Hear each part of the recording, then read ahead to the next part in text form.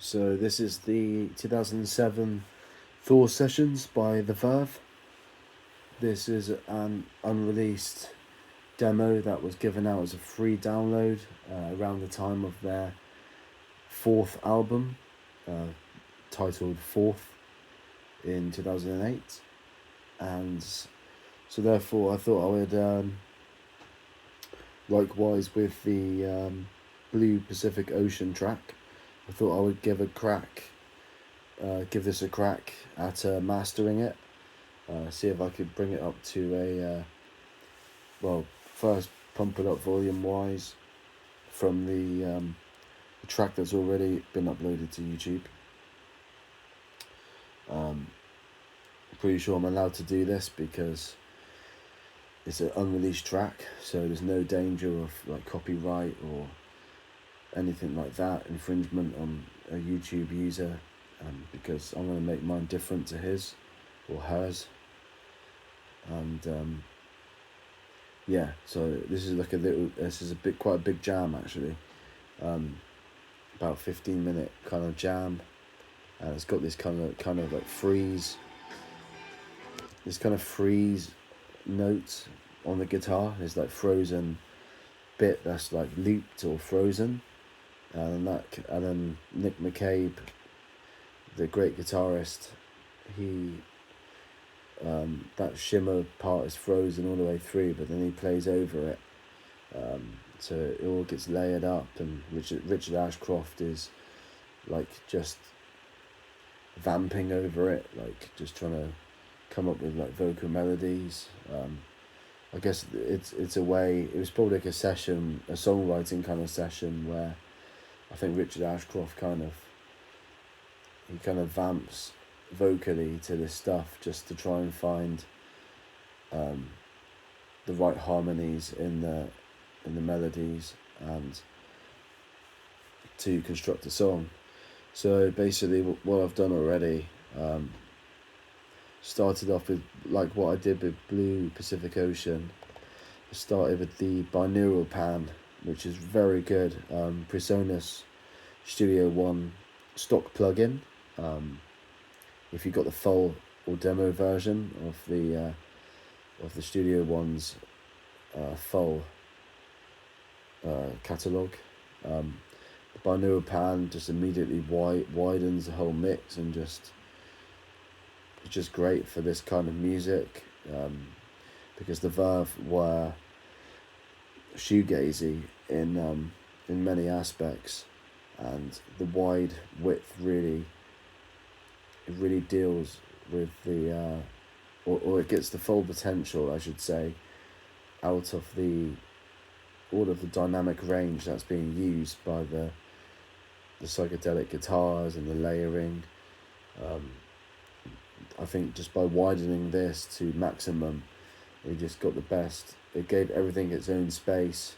The drums, the bass, guitar and vocals were all given enough space. So that's fundamental number one, what I would do, the binaural pan plugin. And I've got sound toys now. I put a limiter on it. You want this with quite a high threshold. Got the ceiling all the way down, which that really limits it all. So the ceiling really gets the volume as high as it can be without crossing that zero lufs true peak, which is what I want.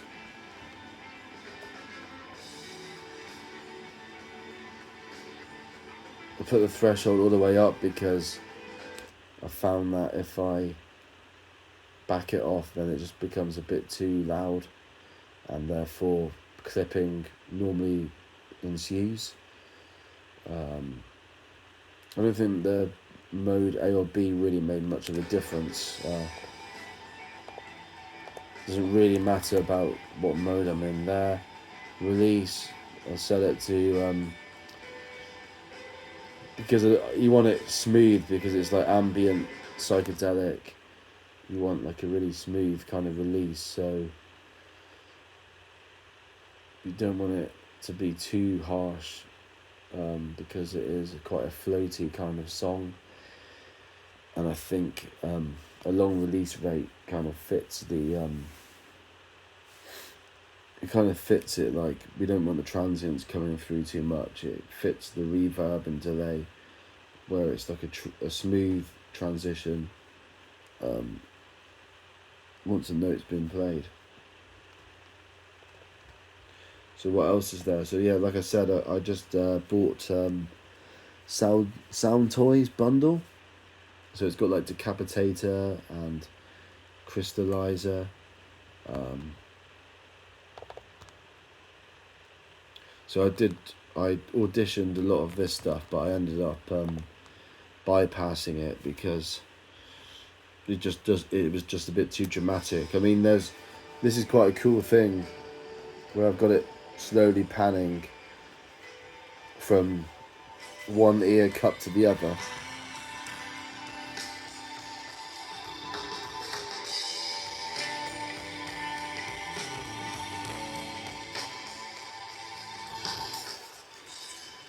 But then I thought that would be a bit too...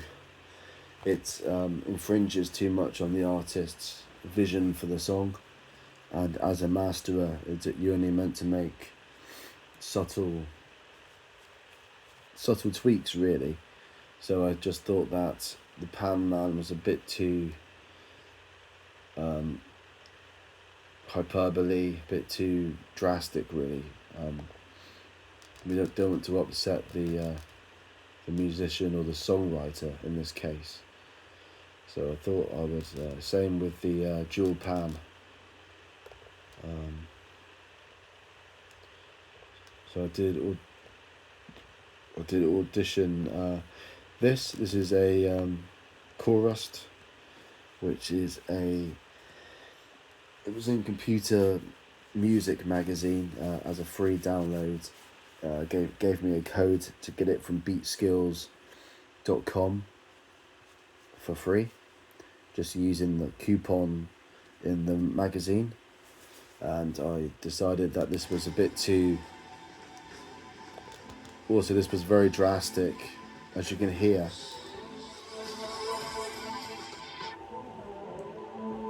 There's a lot of drastic...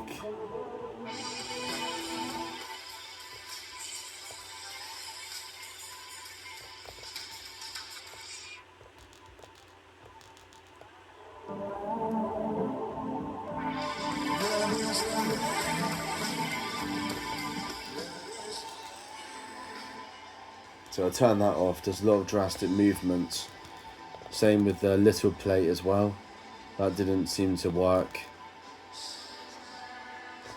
I kind of distorted everything. But yeah, Sound Toys. I bought a bundle, the 5.4 bundle. And, well, it wasn't cheap, but compared to hardware, it was really good value for money. And basically what you get is you get a massive selection. Look. Yeah, here, Sound Toys. Crystallizer, Decapitator, Devil Lock, Echo Boy, Delay obviously, Filter Freak, New EQ, Alter Boy, Microshift, Little Plate, Super Plate, Little Radiator, Phase Mistress. There's a Super Plate. Some of them are like a 30-day trial or something, because I didn't go for the full 5.4 bundle. I got the one that was at half that price for like 250. The Sound Toys 5.4 bundle costs about 500 quid. So that, as you can see, license expires in 29 days. You get 29 days of some of these plugins, whereas some of them you've got them forever. Like Decapitator, I think is a long term. That's one I've got forever.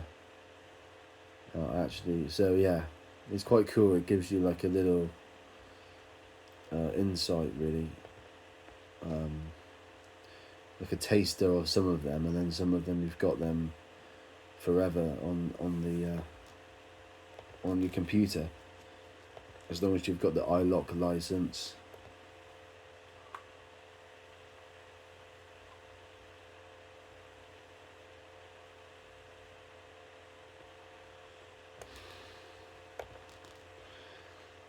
There's an effect rack where you can group them all together. Yeah, right here, look. So you get the